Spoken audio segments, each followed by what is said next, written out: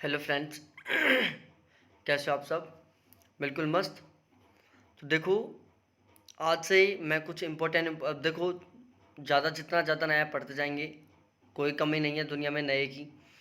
लेकिन हम जितना ज़्यादा नया पढ़ेंगे उससे हमें ज़्यादा बेनिफिट नहीं मिलने वाला यदि हम रिवीजन नहीं करेंगे। ठीक है। तो अब हम जो रिवीजन वाली पीडीएफ है वो स्टार्ट करते हैं आज से। ये बहुत स्टार्ट में पढ़ाया था मैंने, मोस्टली के लिए नई है ये। ठीक है। तो आप यदि अभी तक चैनल पर नए हो तो एक बार चैनल को ज़रूर सब्सक्राइब करना और वीडियो को लाइक करना, ढेर सारे कमेंट्स करना और जो भी समस्या हो वो मेरे साथ शेयर करना। ठीक है। और मैंने रीजनिंग का डीआई का वीडियो बना दिया, उसको भी देखना। क्वेश्चन नंबर 1 से स्टार्ट करते हैं आज का। निम्नलिखित में से कौन सा कथन सही है? आपको बताना है कि यहाँ पर कौन सा सही है। ठीक है। पहला कथन, जवाहरलाल नेहरू राष्ट्रीय सौर मिशन 2010 में शुरू किया गया था। दूसरा, सरकार ने 2022 तक 20 गीगावाट से 100 गीगावाट तक सौर ऊर्जा उत्पादन के लक्ष्य को संशोधित किया। यह योजना पर्यावरण व वन मंत्रालय के अंतर्गत आती है। यहाँ पर बताना है कि कौन सा सही है भाई। क्वेश्चन नंबर पहले का सही आंसर दो। बताओ क्वेश्चन नंबर पहले में सही आंसर क्या होगा? तो मेरे प्यारे साथियों, बिना टाइम वेस्ट किए हुए मैं यहाँ पर बता रहा हूँ ऑप्शन ए और ऑप्शन बी। ठीक है। ऑप्शन सी यहाँ पर बिल्कुल गलत है। ठीक है जी। तो ये आपको ध्यान में रखना है। अगला क्वेश्चन है, डिजिटल प्रोग्रामेबल कंप्यूटर की अवधारणा की उत्पत्ति किसने की? डिजिटल प्रोग्रामेबल कंप्यूटर की अवधारणा की उत्पत्ति किसने की? तो यहाँ पर सही आंसर होगा किसने? चार्ल्स बेबेज ने। किसने की थी भाई साहब? चार्ल्स बेबेज ने की थी। अगला क्वेश्चन है हमारा आपके सामने, क्वेश्चन नंबर तीसरा है। यस, एक अनुसंधान की विश्वसनीयता तथा वैधता उस समय खतरे में पड़ जाएगी तब।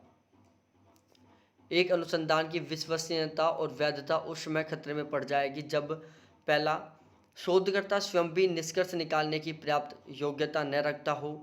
दूसरा, घटना के घटित होने के लंबे समय के अंतराल के बाद सुरक्षित किया गया हो। तीसरा, लेखक जो सूचना का स्रोत है वह पक्षपाती, अयोग्य तथा बेईमान हो। यहाँ पर बेईमान हो। तो देखो, ये तीनों की तीनों बातें बिल्कुल सही है। यहाँ पर ऑल ऑफ दीज आएगा, तीनों की तीनों बातें सही हैं कि इन तीनों स्थितियों में कोई भी अनुसंधान की विश्वसनीयता और वैधता खतरे में पड़ जाती है। आगे बात करते हैं अगले क्वेश्चन पर। देखो, पीडीएफ के लिए कॉन्टैक्ट नंबर है, चैट कर सकते हो, अभी तो मौका है आपके पास। ग्रेपवाइन कम्युनिकेशन संबंधित है। बताओ, ग्रेपवाइन कौन से कम्युनिकेशन से संबंधित है? तो भाई लोगों, जो ग्रेपवाइन है वो इनफॉर्मल कम्युनिकेशन से संबंधित है, मतलब अनौपचारिक संप्रेषण से। जो अनौपचारिक संप्रेषण होता है, इनफॉर्मल कम्युनिकेशन होता है, उससे संबंधित है ग्रेपवाइन। अगला क्वेश्चन, कोठारी आयोग की रिपोर्ट पर लिखा था, बताओ, कोठारी आयोग की रिपोर्ट पर लिखा था। ऑप्शन ए, शिक्षा व राष्ट्रीय विकास। ऑप्शन बी, साहसिक साहसिक कार्य सीखना। ऑप्शन सी, शिक्षा का विविधीकरण। ऑप्शन डी, लोकतंत्र में शिक्षा और समाजीकरण। बताओ क्वेश्चन नंबर 5 का सही आंसर क्या होगा? प्यारे साथियों, देखो, जो कोठारी आयोग की रिपोर्ट थी उस पर लिखा गया था शिक्षा व राष्ट्रीय विकास। आगे बात करते हैं, ये क्वेश्चन मैंने बहुत पहले करवा दिए थे आपको।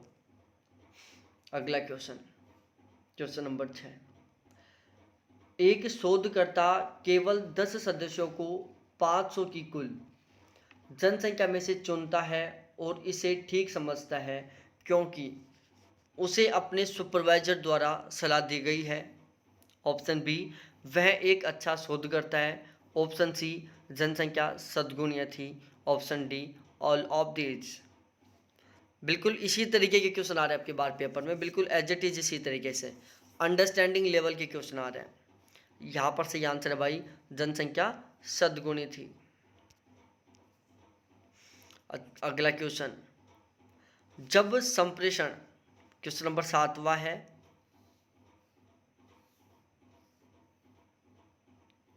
जब संप्रेषण इच्छानुरूप किया जाता है तो इसका अभिप्राय है कि, जब संप्रेषण इच्छानुरूप किया जाता है तो इसका अभिप्राय है कि ऑप्शन ए, प्रेषक संदेश प्राप्तकर्ता के व्यवहार को इच्छानुरूप प्रभावित करना चाहता है।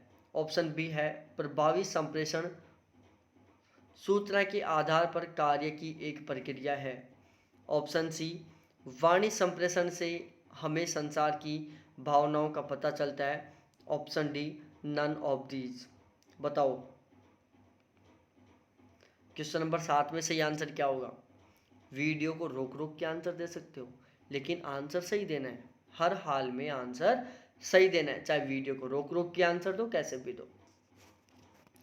देखो प्यारे साथियों, क्वेश्चन नंबर 7 का सही आंसर है ऑप्शन सी, ऑप्शन ए के अकॉर्डिंग क्या होता है कि जब संप्रेषण इच्छानुरूप किया जाता है तो इसका अभिप्राय क्या होता है कि प्रेषक संदेश प्राप्तकर्ता के व्यवहार को इच्छानुरूप प्रभावित करना चाहता है, कि जो प्रेषक है वो संदेश प्राप्तकर्ता का जो बिहेवियर है उसको अपनी इच्छा के अनुसार परिवर्तित या प्रभावित करना चाहता है। क्वेश्चन नंबर 8वां है, संप्रेषण के आवश्यक घटक कौन कौन से हैं। ऑप्शन ए, स्रोत है, संदेश है, हस्तक्षेप है, चैनल है, प्राप्तकर्ता है, प्रतिक्रिया है और संदर्भ है। ऑप्शन बी, संदेश है, स्रोत है, गंतव्य है, बातचीत है, सहसंबंध है। ऑप्शन डी, ऑप्शन सी, संदेश है, प्रतीक है, समझ है, संप्रेषण है, संबंधी है। ऑप्शन डी, प्रतीक है, समझ है, उद्देश्य है, विचार, राय, गैर मौखिक संदेश और प्रतिक्रिया। बताओ क्वेश्चन नंबर 8 का सही आंसर क्या होगा।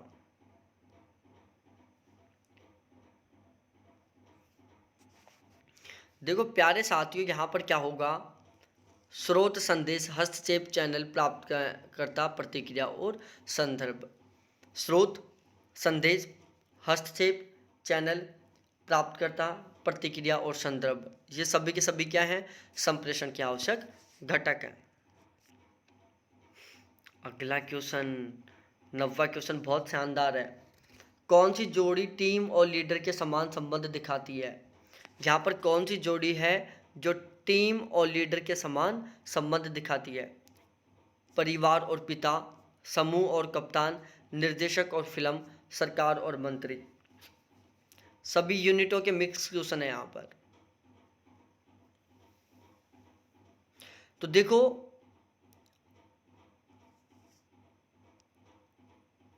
टीम और लीडर का जो संबंध है वो किस तरीके का होता है, निर्देशक और फिल्म के जैसा।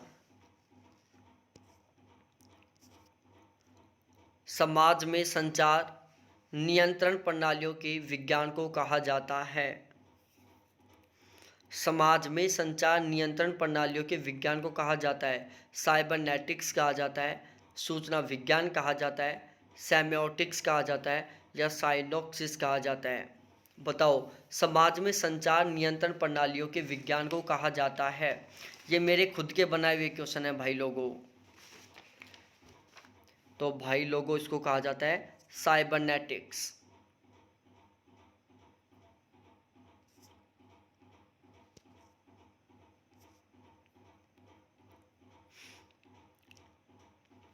इन्फोर्टमेंट इंगित करता है, इन्फोर्टमेंट इंगित करता है प्रमुख मनोरंजन, सूचना उन्मुखी सामग्री, सूचना एवं मनोरंजन सामग्री का संयोजन, सार्वजनिक मुद्दे और समस्याएं। बताओ इन्फोर्टमेंट इंगित करता है, बताओ किसको करता है, इन्फोर्टमेंट किसको इंगित करता है, बताओ भाई लोगों। तो प्यारे प्यारे साथियों, जो इन्फोर्टमेंट होता है वो किसको इंगित करता है, वो करता है सूचना एवं मनोरंजन सामग्री का संयोजन। किस किस को, सूचना एवं मनोरंजन सामग्री का संयोजन। अगला क्वेश्चन 12वां, संचार में भाषा है आइकॉनिक कोड, मौखिक कोड, गैर मौखिक कोड और प्रतीकात्मक कोड। बताओ संचार में जो भाषा होती है वो कैसी होती है, आइकॉनिक कोड में होती है, मौखिक कोड में होती है, गैर मौखिक कोड में होती है या प्रतीकात्मक कोड में होती है। बताओ सही आंसर क्या होगा यहाँ पर। संचार में भाषा कैसी होती है, बहुत गजब का क्वेश्चन है भाई साहब, बहुत ही गजब का क्वेश्चन है। रियल बता रहा हूँ, वो क्वेश्चन है जो आपको दिल में बैठ जाएगा। और अब बचे हुए दिनों में इतनी धुआंधार तैयारी करो कि आप धमाल मचा दो भाई लोगों। तो देखो, जो संचार में भाषा होती है वो कैसी होती है, मौखिक कोड में होती है। मौखिक कोड का मतलब बोलकर। प्रतीकात्मक कोड का मतलब होता है सिंबल के आधार पर, प्रतीक देकर। जैसे क्या बताऊँ, स्माइल, कोई लड़की स्माइल दे रही है, मतलब आप समझ रहे हो कि कुछ हो सकता है। कोई लड़का किसी लड़की को देखकर ज़्यादा एंटेन दिखा रहा है, इस तरीके से बालों को कर रहा है, हेयर स्टाइल को बदल रहा है, कभी पैंट को सेट कर रहा है, कभी बेल्ट को सेट कर रहा है। समझो वो कुछ अलग करना चाहता है लड़कियों को दिखाने के लिए। ये क्या है, प्रतीक है, ये सिंबल है, ये हमारी लैंग्वेज में। समझ गए होंगे ना।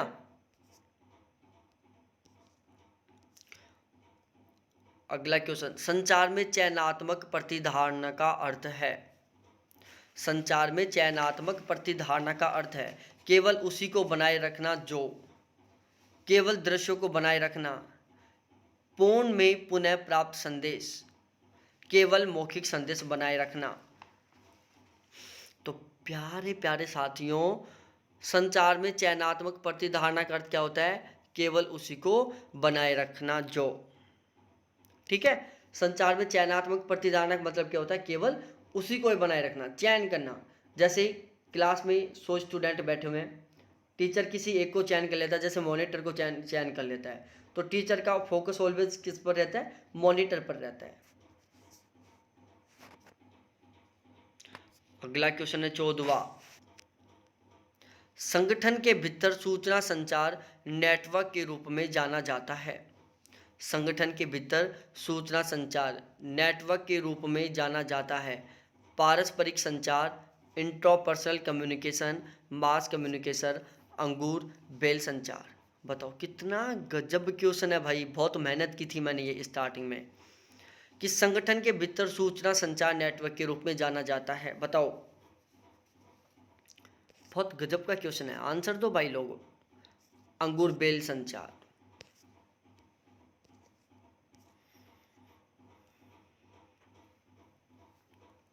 चाय पीनी पड़ेगी यार, अभी तो एक गिलास और लेनी है। संचार प्रभावी होगा यदि वह धीरे और स्पष्ट रूप से किया गया, उपयुक्त मीडिया का उपयोग करके वितरित किया गया, प्रेषक द्वारा एक इरादा प्राप्त किया, तुरंत प्राप्त। बताओ क्या होगा यहाँ पर सही आंसर, क्वेश्चन नंबर 15 का कमेंट करके बताओ। तो प्यारे प्यारे साथियों, देखो मैं बताता हूँ आपको, संचार प्रभावी होगा यदि वह प्रेषक द्वारा एक इरादा प्राप्त किया है, प्रेषक द्वारा एक इरादा प्राप्त किया है।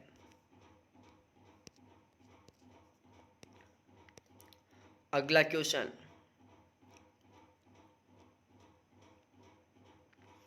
आजकल समाज में शिक्षक को पहले जैसी प्रतिष्ठा प्राप्त नहीं है, उस प्रतिष्ठा को पुनः प्राप्त करने के लिए आपको आपका विचार अपेक्षित है। शिक्षक ट्यूशन के पैसे को छोड़ें, शिक्षक अपने कर्तव्य का निष्ठापूर्ण पालन करें, शिक्षक अपने आचरण में सुधार लाएं। कुछ क्वेश्चन यहाँ पर बहुत ही सिंपल है भाई लोगों, यहाँ पर बिल्कुल सही है।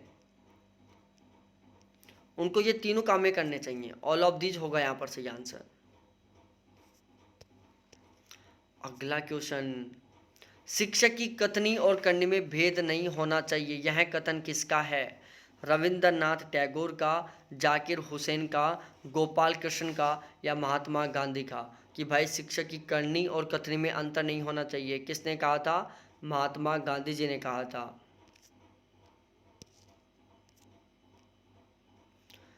प्राचीन काल में औपचारिक शिक्षा का स्वरूप था बौद्धिक कौशल का विकास, धार्मिक संस्कारों का ज्ञान, मानव मूल्यों का संप्रेषण, व्यावसायिक शिक्षा। बताओ, प्राचीन काल में औपचारिक शिक्षा का स्वरूप था बौद्धिक कौशल का विकास था, धार्मिक संस्कारों का ज्ञान था, मानव मूल्यों का संप्रेषण था, व्यावसायिक शिक्षा थी।